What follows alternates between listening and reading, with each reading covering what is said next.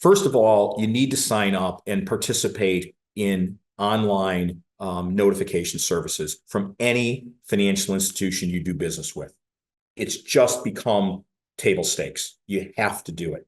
And so you need to then know what type of message you will get from your bank. So on this particular screen on the left, these are texts that come from First Community Bank and Trust notifying you of a transaction.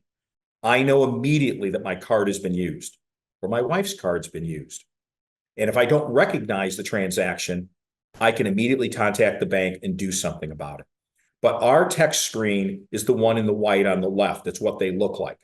The picture on the right was a customer of ours, and they received these messages. And you can see that the fraudster was just simply throwing out everything they can to find if this customer did bank with Higgins or Hingham Institution for Savings or First Community Bank and Trust. And they basically sent the same darn message, saying, did you do something with Walmart? Well, they want to engage you.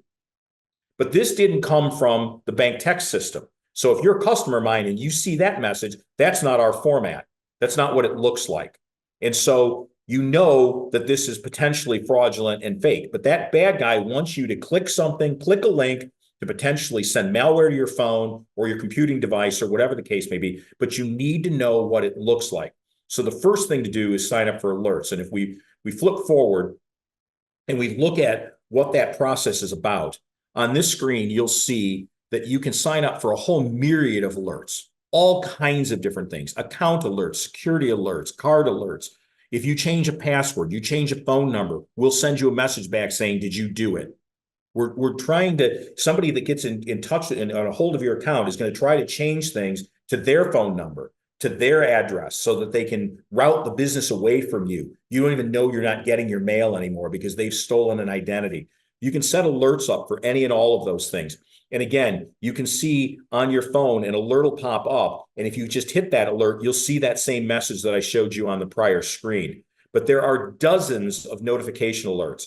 I have set up that anytime something hits one of my accounts, I get a notification, whether it's a transfer, a check, a deposit, whatever it is. Anytime something happens, I get an alert on my phone to tell me that indeed I've had a transaction on my account.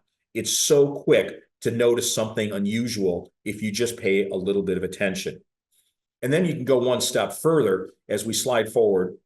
You can actually, with a solution we call My Cards, you can actually control the use of your card.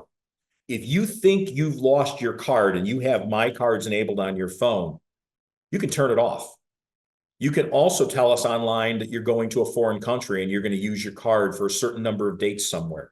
You can block certain types of transactions, but you can control the use of your card. Again, another security tool that is critically important to have and have signed up for in your world. These are just things that you can't not do, the double negative. You just simply have to have notifications on. You have to have control over your cards wherever they're at to be able to do something to block it. If you don't know where your card is, you turn it off. Customers that have and have used these tools have many times called us and said, I've got a fraudulent transaction in my account.